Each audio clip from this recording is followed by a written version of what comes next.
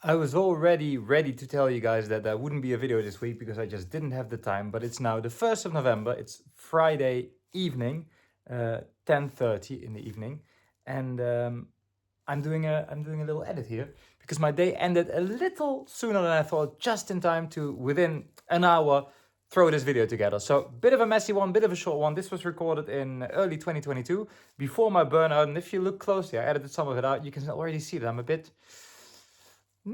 I misspeak a lot and I'm a bit clumsy. It's interesting to see how this developed without me noticing anything. Anyway, enjoy this video. It's filmed a bit messily, but there's some cool stuff there. And it's pretty varied. There's some amplifiers, some CD players, some speakers. So enjoy. See you on the other side of this video. I'm going to test these speakers that could be great or horrible. It's hard to tell. So they have a bass port here, a mid-range, no, there's a mid-range speaker up here. There's a tweeter here. There is a woofer here. Another tweeter here, another mid-range there. So they have the Philips logo, but they're obviously homebrew. But they look sort of promising. They look like they were given some thought. They are pretty nicely made. They don't look like new anymore. But they look like someone actually cared to build a half-decent pair of speakers. So let's see if they sound any good. Let's play some relative free music. That's not coming from those speakers. Now it is. They are definitely severely out of phase. I took them up correctly now. There we are.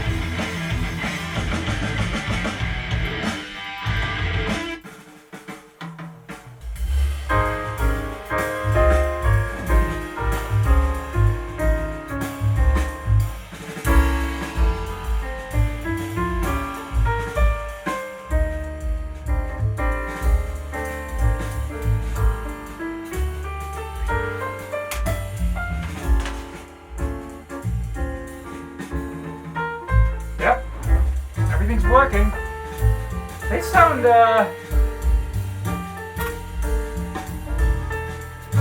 sound, like extremely big Philips speakers, which is what they are. They have massive amounts of low end, a bit ridiculous. Let me see.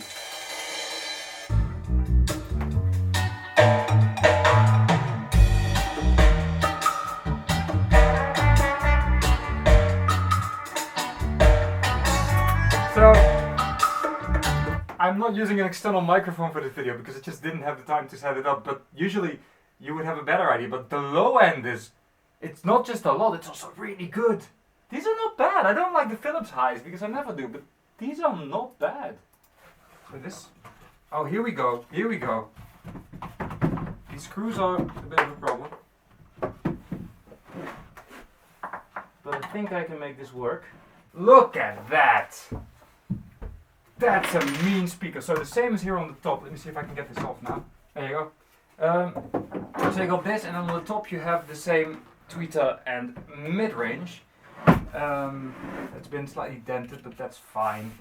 Won't hit it with the mid-range. This has a slight tab, but nothing big. It's the soft dome tweeter that I think is underrated, and this woofer that, as you can see, has no cover right now. But yeah, pretty awesome. I'm going to put a new dust cover on this and probably properly test them. There's going to be a video on these playing in my setup that I always do, like demonstrating speakers. But this is a beautiful pair of homebrew speakers. I do not mind these at all. You may wonder why one of these speakers is upside down. This one, because the wire is super short and it comes out at the bottom. That's the whole reason. Not ideal for a comparison, but good enough to see if they work. God, that gets nowhere near the other ones. But they work.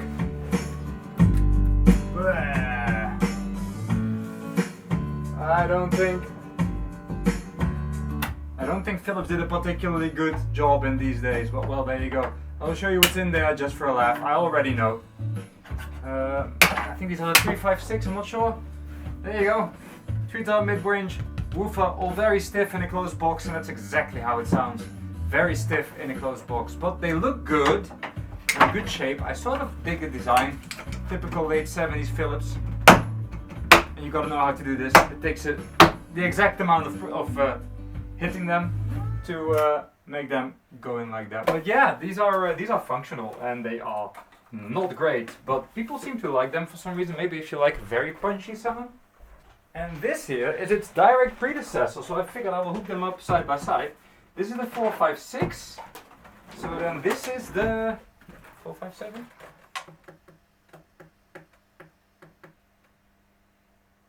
466, okay, that's how it works. So 466, 456.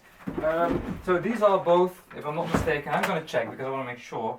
These are both very similar three-way systems, but this one still has the old tweeter and this one has the new one. Okay, so here's the comparison. Old model, new model. Let's play some music.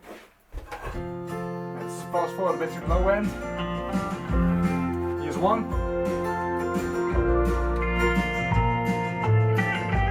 This one sounds so much better.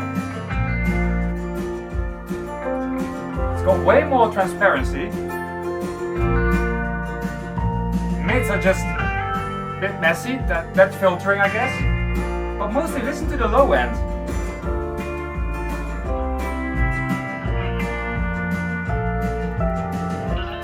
This one somehow manages, this one, that actually was also playing along, this one somehow manages to sound messy and hollow and still having less low end. This one has more and actually sounds nicer. Big pile! And you may think, at least he stacked it the right way up, but you'd be wrong. This thing is heavy! This thing is extremely heavy. It's a Grundig R30 little amplifier with DIN speaker plugs, which is always fun, but no. And it's extremely heavy, and I really like it. It has CD input and everything, so it's probably a bit more modern than it looks, but yeah, let's try this whole pile. See what we got. What on earth? There's some tape coming out of this. Yeah, I'm not looking forward to the whole DIN thing, but I'm gonna hook this up and see what the R30 is doing, because cool thing. I forgot, I actually found this in a box. I didn't make it. It's a little speaker connector with two DIN plugs, which allows me to easily hook up speaker cables to DIN connectors. Turn the volume all the way down and see if it ruins our speakers. I should not have said that, should I? Anyway, here we go. Nice display, actually. It looks okay. Okay, we got some crackle going on. Left, right, high, bass, phono.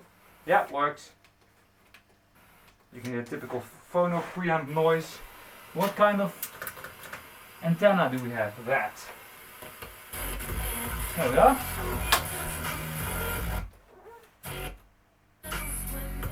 Perfect. Not the music so much, but let's go to 95.6. There we are. Yep. For wedding rings and red, invitation sent.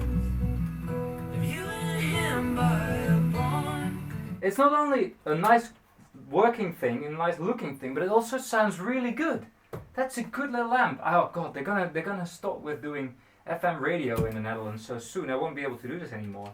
This is a cute thing. It even remembered its channels. How do you even do channels? Anyway, let's go to 95.6. That's Classique 21. And let's do store to 5. Does that work? Perfect. I like this thing. It's a Sharp DX110. I actually cleaned the stuff up a bit. It was too gross to touch. I'm not sure where this has been. This Sharp is a pretty early one, I think. I remember having one at a prior job of mine. It had an issue where the drawer would not stay open because sensor or whatever. Let's see what this one does. It's kind of cute. This turns on. The display so far isn't. Oh, it's very dim. Okay, we got a dead belt. I can hear it try, but not going anywhere.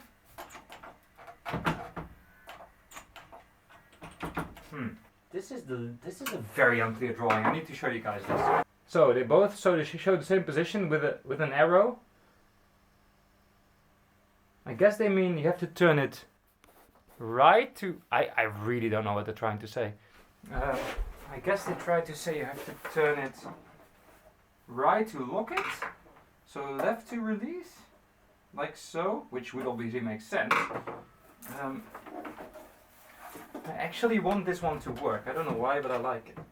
I also love that you can slowly start to see the display. I'm going to open it up. Quite a lot going on, and this is no exception. It's a pretty full CD player. But why is it not opening? There you go.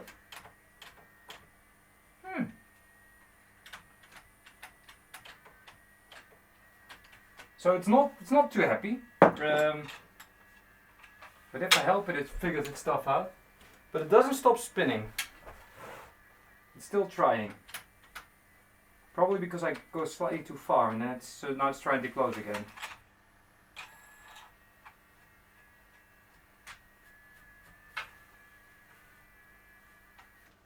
There you go. So if I help the drawer rather than the little pulley, it's going alright. I expect it to work otherwise, to be honest. There you go, 13 it says. What do we get? Ooh, it's not having a good time reading, to be honest. But then maybe the laser is very dirty. It's a very simple mechanism. Let's add this disc is also in very bad shape. Maybe a bit too bad even for this testing. So let's grab something that's a little less beat up. Okay.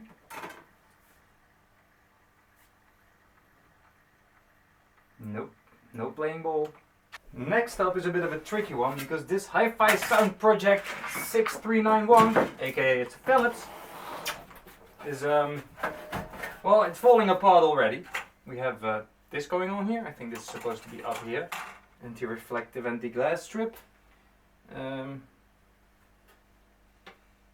Why do I only see one power amplifier transistor? How is this working? I feel like stuff is missing.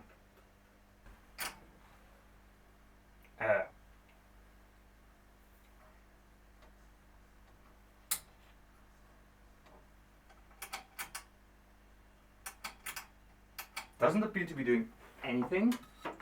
That's also because I plugged in the wrong plug. I'm gonna have to go through that scare again.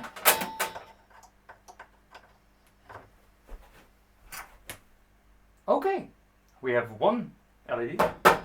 That's more than I expected. It's trying.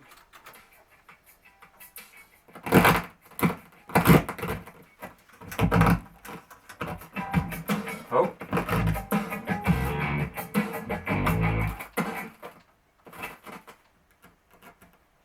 The other channel is trying too. So it's not completely dead. Let's give these switches a clean, shall we?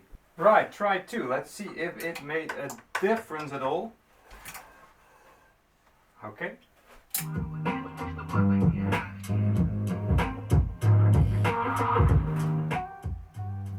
It did not like the high input, but there you go. Still doesn't sound clean though. Don't know what's going on there. This is generic royalty free music from Spotify, so I don't know what the recording is supposed to be like.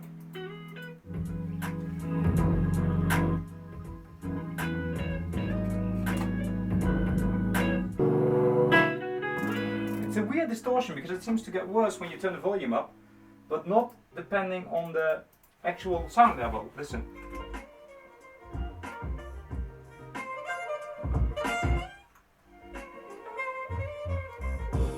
It's worse like this than like this.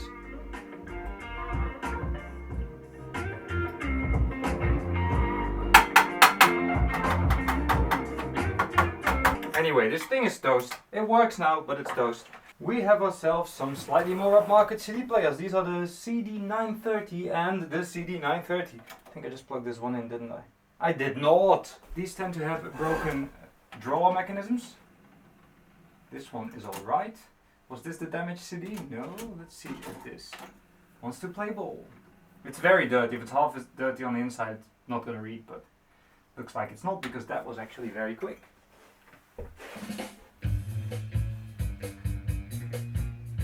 I can't say these sound amazing. They also don't sound horrible. They're pretty reliable except for the draw mechanism, which is fine on these. You can actually feel if the drawer goes tunk tunk tunk. Sometimes you can't hear it yet, but you can feel it. It's on its way out. This one is not doing that. It does need a new belt possibly, although it will probably speed up a bit if you give it some exercise. This one's not opening. That's very typical for these, although it's not even trying to open, it seems. It is trying to close, I believe. Okay, here we go. These things have been stationary for a very long time. They need some cleaning. It is working fine, as you can see. It's got some damage here because someone has already been trying to open it with a screwdriver, and they must have done it loads of times, and they actually created a bit of ridges here. That's probably one of the reasons it won't open now, but it needs a new belt anyway.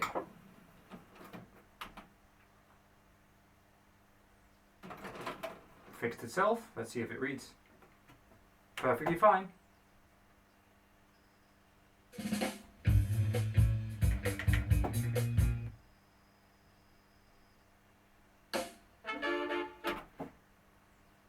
Nothing wrong with that. So yeah, I'm gonna give it probably a new belt because this damage here is a sign that that it has had issues with opening before. But if that is all, then that is fine. And then we get to a Harman Kardon CD changer. There is actually a disc in there, two actually. They're on top of each other. They're marked number 2 and number 7. I hope there's not more discs on the inside. It's also not opening fully, so it's a bit iffy with it. Yeah. Looks like it's been used a lot and a bit worn, but let's see what it does. Not happy.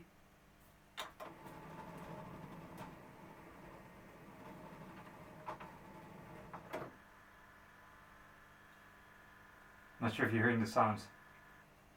Error! Hey, the display can display all of error. So, I do have a feeling that there may be a disc or two inside that fell back when this was transported. Never transport these with discs because they... where's the spin thingy? There's usually a button to flip discs. How do you do that? How do you flip discs? Is there a button? Disc skip. It's here. That's a very bad placement. Ooh, I hear something. Listen, wait. Listen.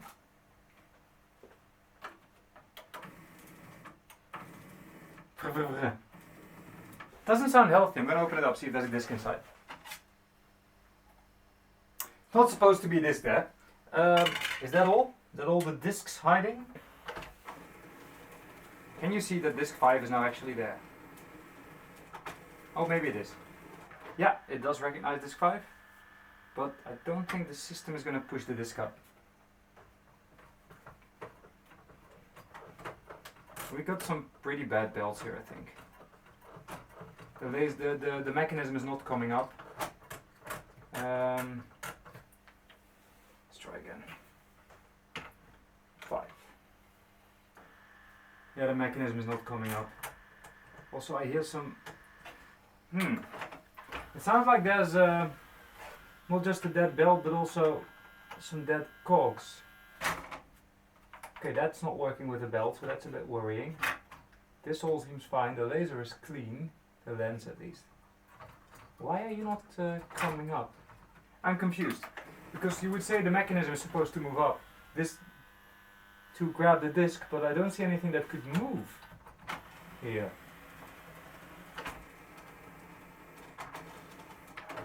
Now it's moving. Okay, so it can move. It is reading. Let's hook it up.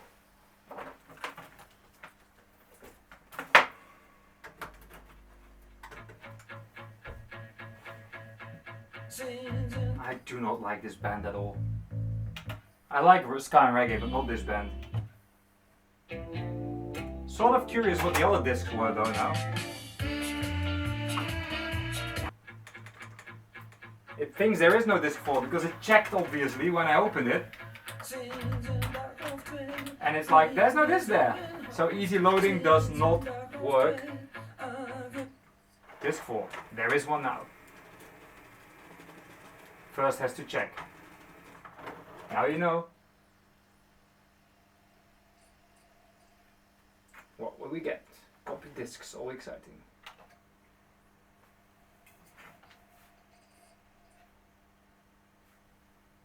It's not reading, it seems.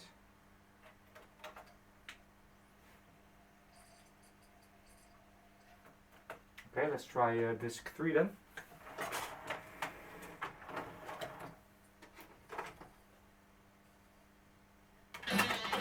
Wow! Whoa, that's extremely low quality MP3s. At least it's Lenny Kravitz. Paul Simon. I know that, but I don't know what it is. J.J. Gale. Nirvana. Sting, I think. No clue. This disc is in really bad shape. Oh, that's something I don't even want to know. Okay, so we got that. And disc 2 then.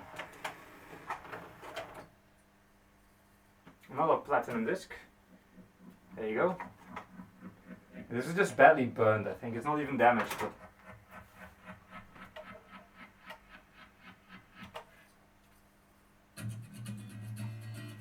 Muse! Guns N' Roses. Interesting. Oh, badly copied discs. Let's try 4 once more. Maybe I woke up. No, I think I pressed 4, didn't I? I pressed 5. 4.